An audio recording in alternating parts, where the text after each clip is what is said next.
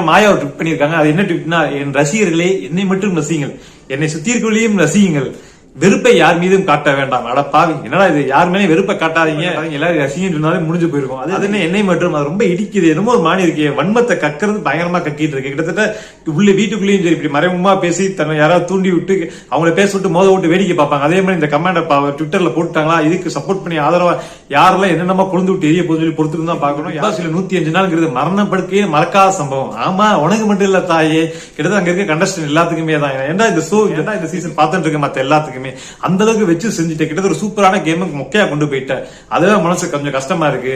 அதுக்கப்புறம் பூர்ணிமா ஒரு ட்விட்டர் பண்ணிருக்கிறது பாத்தீங்கன்னா, கிட்டத்தட்ட வள வள வள என்னென்னமோ பேசிருக்கீங்க, படிச்சாலே எங்களுக்கு இரிட்டேட்டிஙா இருக்கு. ஆனா 2 பேரும் சொல்லி வச்ச மாதிரி ஒரு விஷயம் கரெக்டா இருக்காங்க. பிரதீப் பாண்டியனை பத்தி பேசவே கூடாது, அந்த டாபிக்கே வெளியே எடுக்க கூடாது, அங்க குறியா இருக்காங்க. அதுக்கப்புறம் நம்ம அர்ச்சனா வந்து கிட்டத்தட்ட ஸ்டேஜ்லயே பக்கத்துல நிற்கும் போது ஒரு விஷயம் கூட பண்ணல.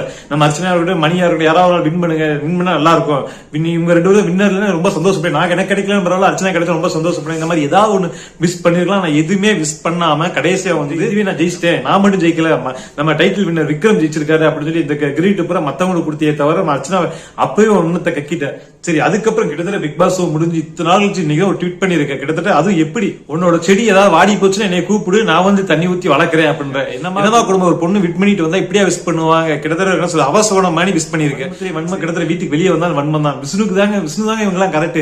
கிட்டத்தட்ட பிக் பாஸ் வீட்டை தாண்டிட்டா நீ யாருன்னு எனக்கு தெரியாது, மூஞ்சிலே முழிக்க மாட்டேன்னு தரமான சம்பவம் செஞ்சுட்டு போனாரு விஷ்ணு.